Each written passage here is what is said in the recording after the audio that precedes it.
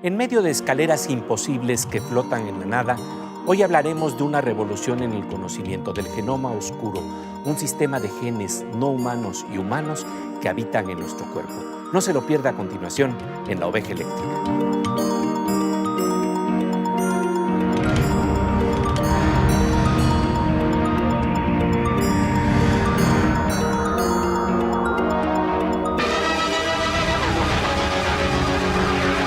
Bienvenidos al ecosistema de imaginación y conocimiento de La Oveja Eléctrica, el programa de ciencia y pensamiento de Canal 22, que hoy nos interna en una gran revolución sobre el entendimiento de nuestros genes. Hablaremos del llamado genoma oscuro. ¿Qué tal, querido Pepe? ¿Qué tal, querida Silvina? Pues sí, se trata de un gran hallazgo que permite ver al microbioma, al conjunto de genes de los organismos microscópicos presentes en nuestros cuerpos, tales como las bacterias, como parte de nuestro sistema genético. Pepe Gordon conversa con el doctor Alejandro Frank, coordinador del Centro de Ciencias de la Complejidad de la UNAM, sobre un conocimiento que ensancha nuestra idea de la condición humana.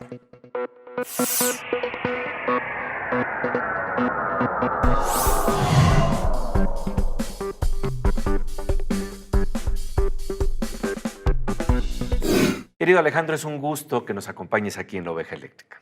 Pepe, el gusto es todo mío. Y fíjate, vamos a hablar de un tema revolucionario. Así como se plantea que hay materia oscura y energía oscura, ¿podemos hablar de que hay un genoma oscuro? Sí, es maravilloso. Realmente yo creo que es un nuevo paradigma que impacta a la medicina, a la biología y a la ciencia en general. Y se debe al hecho de que hemos descubierto el grado de integración maravilloso que los seres microscópicos que nos habitan, de qué forma están integrados a nuestro metabolismo, a nuestras funciones, a nuestra herencia. Creo que esta revolución cambia incluso, diría yo, la manera de pensar en nosotros mismos. ¿Cómo se descubre? ¿Cómo llegamos a la idea de que aparte del genoma que está presente en nuestras células, hay otro genoma? Sabíamos desde hace muchos años, las abuelas lo decían, que hay bacterias benéficas. Las bacterias han sido acusadas con cierta razón a lo largo de la historia de ser enemigas del hombre. Lo que no sabíamos era el grado de complejidad de este enorme universo que nos habita. ¿Cómo se descubre? Sabíamos que había algunas especies bacterianas, variedades bacterianas, benéficas, sobre todo en el proceso digestivo.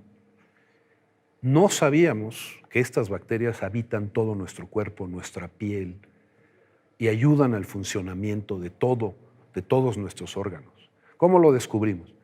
Resulta que no se habían visto antes, porque las bacterias, los virus, incluso parásitos que nos habitan, dependen tanto de nosotros, de nuestro cuerpo, de nuestro hábitat interno, que no sobreviven fuera de nuestro cuerpo. Dependen tanto de nosotros como nosotros de ellos. Y con el advenimiento, el descubrimiento de las técnicas para leer el genoma, pudimos observar a estos seres microscópicos a través de su propio genoma. Es decir, si lo puedo decir muy en breve, se trata, Pepe, de un universo integrado de genes humanos y no humanos, integrados en una gran red genética que funciona en conjunto y que interviene en todos los procesos humanos, hasta en el pensamiento. Fíjate qué interesante, porque el doctor Kunin planteaba que para estar respondiendo de una manera ideal a nuestro entorno necesitaríamos la expresión de entre 100,000 y 150,000 o 200,000 genes que no tenemos. Y entonces aquí entra el gen oscuro. El famoso genoma oscuro. El genoma oscuro, sí. Sí, esto es tan reciente que incluso en los sectores médicos, en los sectores genetistas, no ha sido del todo integrado este nuevo paradigma, este nuevo conocimiento. Efectivamente, lo que acabas de decir es muy cierto. La gran sorpresa cuando se midió el genoma humano fue que tenemos tantos genes tal vez como un pepino. ¿Cómo es posible que el hombre con sus grandes creaciones tenga tan pocos genes?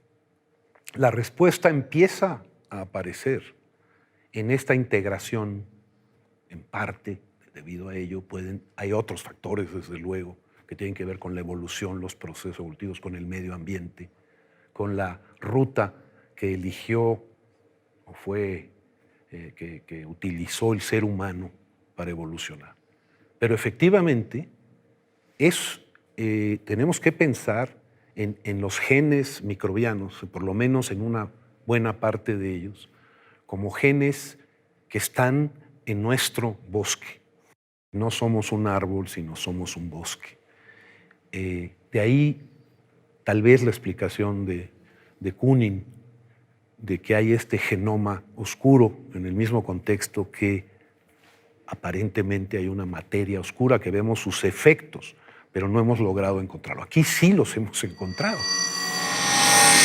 En astrofísica, la materia oscura no se puede detectar directamente, ya que no emite ni absorbe luz. Sin embargo, se deduce su existencia a partir de los efectos gravitacionales que causa en la materia visible, como las estrellas y las galaxias. Y ahora, por analogía, hablamos del genoma oscuro, de algo que no podíamos detectar, los microbios que no sabíamos que formaban parte de nuestro ecosistema de ADN porque no sobreviven fuera de nuestro cuerpo, pero que son necesarios para entender cómo procesamos la información en el mundo en el que interactuamos. Después del corte seguiremos conversando con el doctor Alejandro Frank sobre cómo funcionan los sorprendentes genes simbióticos de nuestras bacterias. Mientras tanto, vamos con nuestra compañera Aura López para hablar de las sorpresas que nos trae el desarrollo de la tecnología.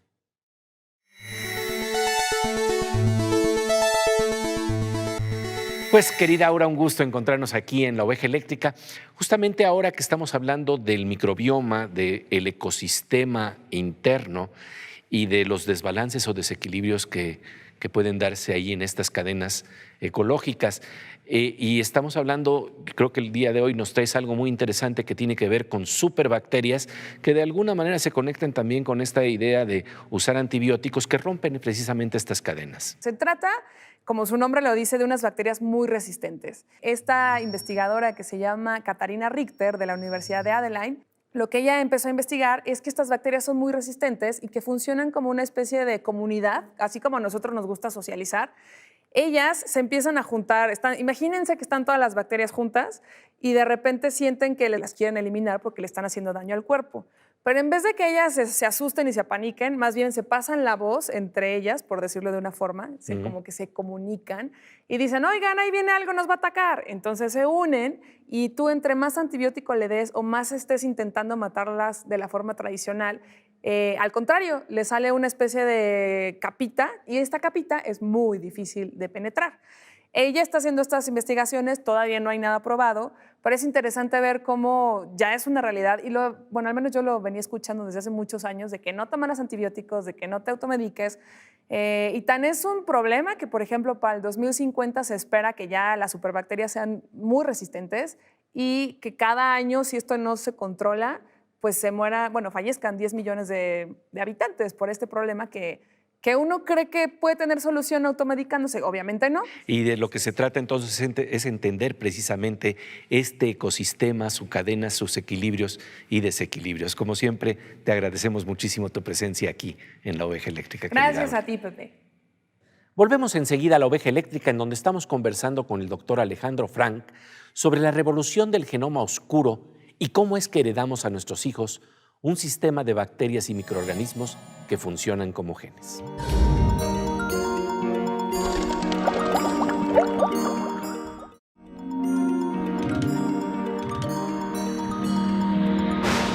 Como de rayo, estamos de regreso en la noche cósmica de La Oveja Eléctrica, en donde estamos conversando sobre una revolución en la ciencia conocida como el genoma oscuro.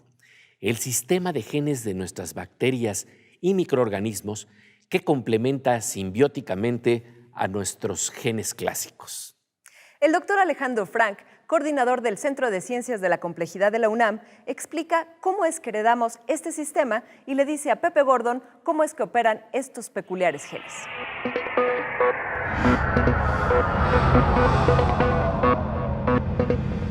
¿Cómo interaccionan? ¿Cómo interactúan? Igual que interactúan en los, digamos, en los circuitos genéticos nuestros, en las redes genéticas.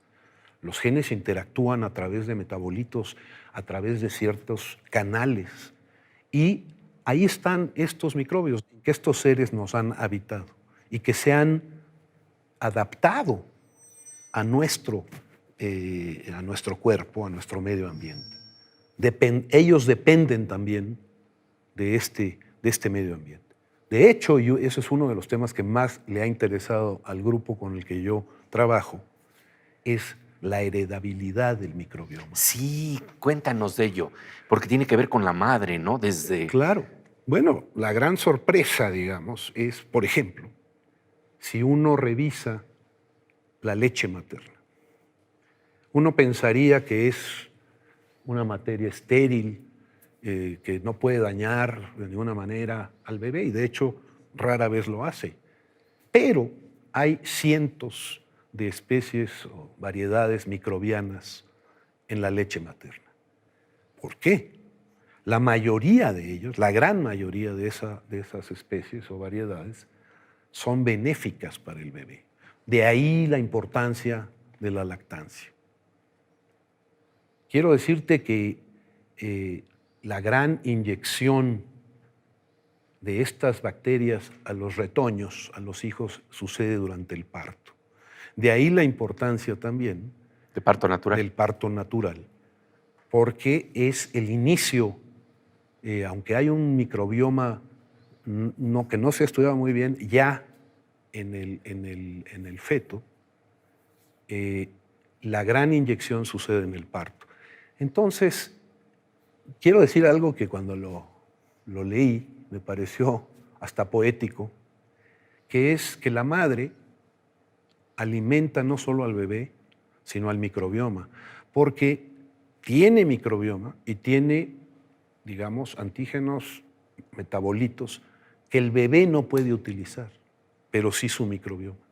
El microbioma se desarrolla junto con el bebé, apoya más o menos todas las funciones que conocemos. ¿Por qué es importante esto, Pepe? Porque nos da nuevas esperanzas. Al comprendernos mejor y qué es lo que altera nuestra salud, podemos intentar modificarlo. En otras palabras, te voy a decir cómo veo yo esta integración. Somos esta gran asociación, este gran bosque, en donde los genes humanos representan esencialmente la parte robusta, la parte que cambia poco, muta poco. Y la otra es la otra, en cambio, es dinámica. Es muy dinámica, muta, se adapta, etc. Entonces, ese conjunto nos da una riqueza increíble. Para mí era difícil entender los argumentos de Darwin de los años y años necesarios para la adaptación. Para mí resultaba difícil decir cómo migraron nuestros antepasados de un espacio a otro y se lograron adaptar. Si requerimos de mutaciones, de cambios, tenemos muchos años, pero es muy lento el proceso. Ahora estamos viendo que probablemente esa adaptabilidad se puede dar mucho más rápidamente. ¿Por qué? Nosotros nos tardamos en reproducirnos un promedio de 20 años. Las bacterias, un promedio de 20 minutos de reproducirse. El microbioma se adapta, cambia, se modifica velozmente. Es como un gran detector que tenemos adentro y que es el responsable principal de la adaptabilidad, que es uno de los temas de la evolución más importantes. Pues ahí está el yin-yang de la evolución. Los genes humanos son la parte robusta que cambia poco y los genes de nuestro microbioma, de nuestro sistema de bacterias y microorganismos pueden adaptarse al entorno y mutar rápidamente. Seguiremos conversando con el doctor Alejandro Frank sobre nuestro fabuloso ecosistema interno, pero antes vamos con nuestro hacker de cabecera, el querido doctor Morsa.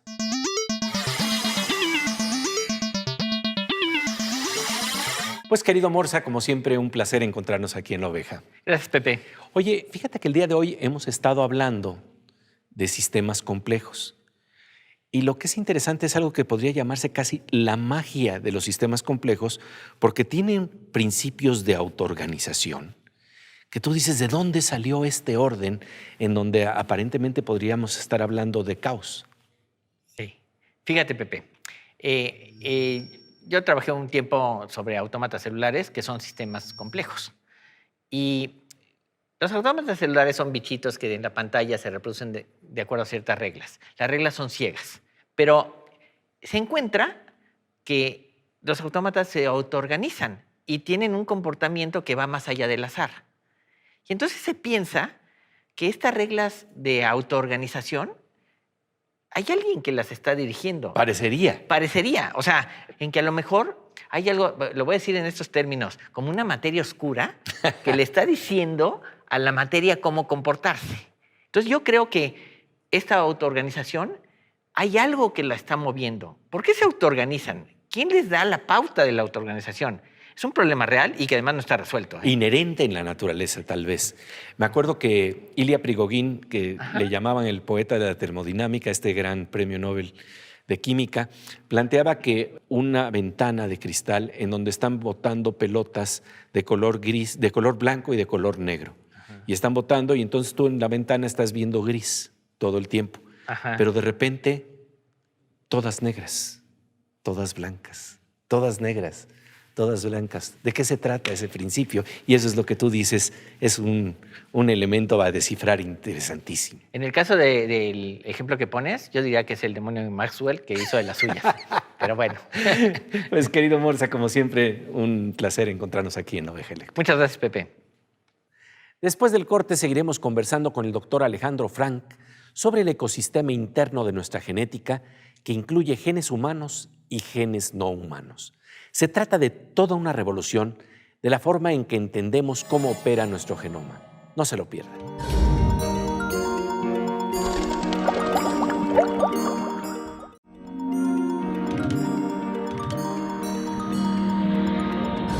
Como de rayo, estamos de regreso en la noche cósmica y misteriosa de La Oveja Eléctrica, en donde estamos conversando de un sistema ecológico en nuestro cuerpo, hecho de los genes que se encuentran en nuestro genoma y de los genes de los microorganismos y bacterias que también son parte de nuestra red genética. Pepe Gordón conversa con el doctor Alejandro Frank sobre las consecuencias de nuestra ignorancia en torno al ecosistema genético no humano que vive en nuestra fisiología.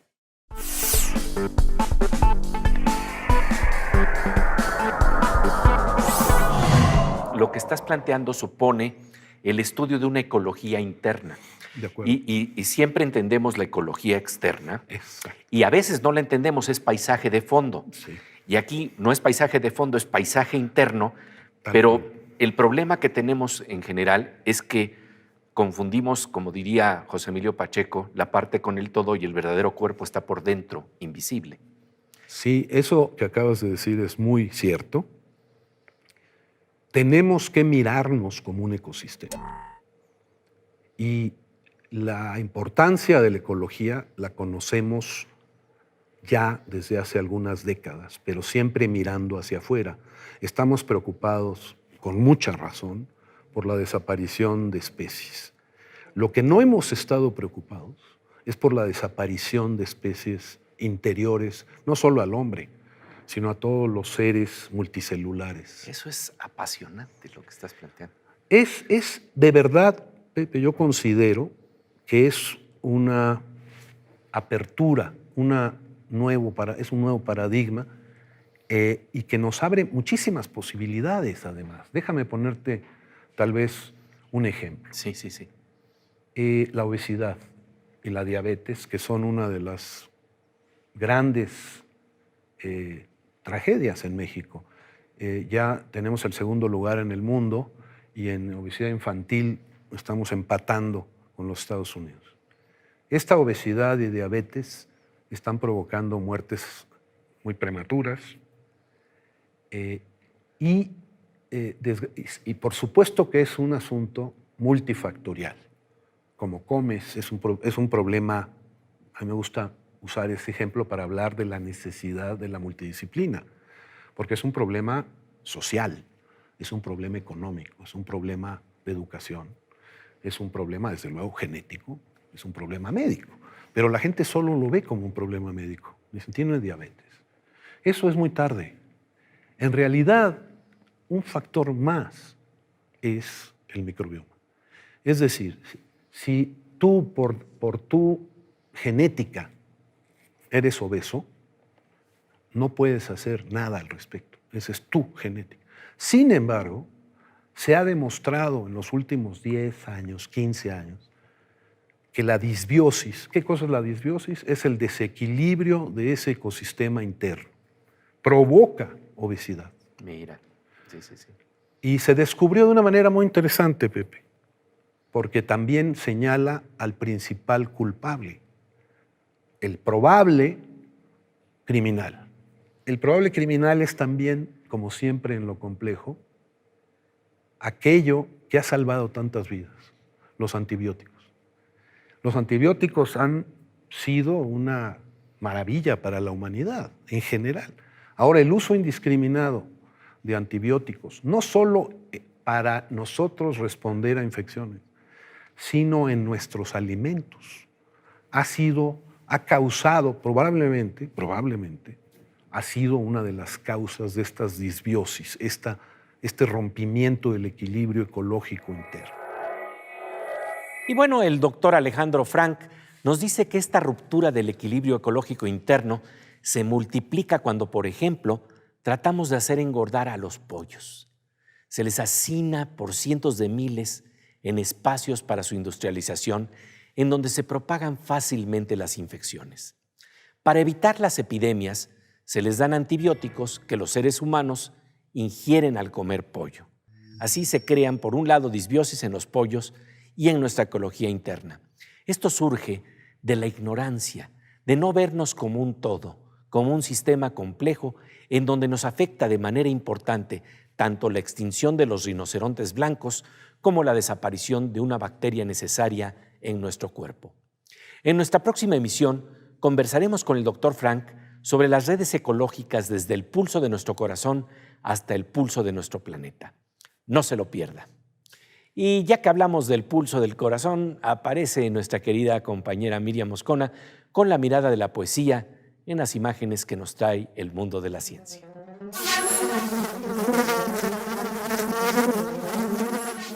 Querida Miriam, un gusto encontrarnos aquí en Oveja. Pues el gusto es mutuo y muy ovejero. ¿Verdad, querida? Oye, y fíjate que cuando estamos hablando, como corresponde en tu sección, de las relaciones tan interesantes que hay entre arte y ciencia, hay geometrías recurrentes en ambos mundos, ¿no? Esto de que lo de arriba es lo de abajo no se reduce nada más a una interesante imagen literaria. ¿Alguna vez has visto nevar adentro del mar? Es muy hermosa la imagen ya nada más de Es entrada. extraño, ¿no? Da esa sensación. Parecen también un cúmulo de estrellas en la fotografía. Y no es más que materia orgánica que acaba por ser un banquete para ciertos organismos. Pero que nosotros la vemos como nieve de mar. Así es, o como estrellas. Esto que vemos aquí no es la imagen de un cielo cuajado de estrellas. Se trata de la llamada nieve marina. Así se le llama a las pequeñas partículas de materia orgánica que caen al fondo del mar y que en altas concentraciones dan la sensación de que está nevando bajo el agua. La nieve marina está formada por una gran variedad de organismos microscópicos como bacterias y células de fitoplancton. Con un promedio de caída de 20 metros por día, la nieve marina tarda semanas enteras en tocar el fondo. Durante su hundimiento, una gran comunidad de microbios y de bacterias se adhieren a las partículas, digiriendo a la vez que transformando la composición original. La nieve marina constituye una parte importante de la cadena de alimentación de muchos animales de la llamada zona abisal, la más profunda. Si alguna vez nos cae una gran nevada bajo el mar, no tenemos que correr por un impermeable, sino seguir con la mirada el largo trayecto que irá a parar al fondo del océano, donde pequeños organismos tendrán oportunidad de darse un buen banquete. La voz de nuestra querida Miriam Moscona, nieve marina y nieve cósmica en el océano profundo de la oveja eléctrica. Y ahora nos vamos a explorar el genoma musical de Fernando Rivera Calderón con sus cantos cuánticos.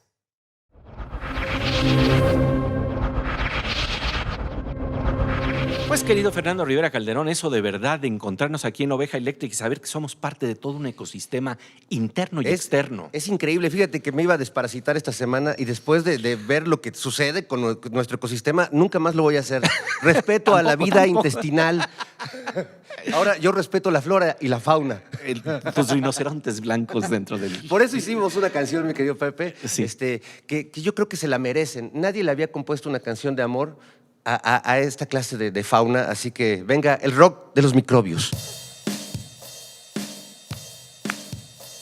Yo quiero a mis microbios, a mis virus y bacterias, todos somos como novios en este ecosistema. Lo llaman microbioma, mas yo lo llamo amor.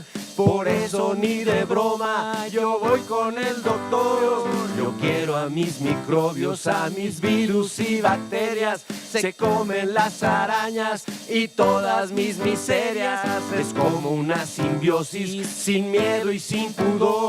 Por eso ni de broma yo voy con el doctor. Yo quiero a mis microbios, yo quiero a mis microbios, yo quiero a mis microbios, yo quiero a mis microbios, yo quiero a mis microbios, yo quiero a mis microbios, yo quiero a mis microbios, yo quiero a mis microbios. Y por eso los vamos a esperar en la próxima emisión de La Oveja Eléctrica.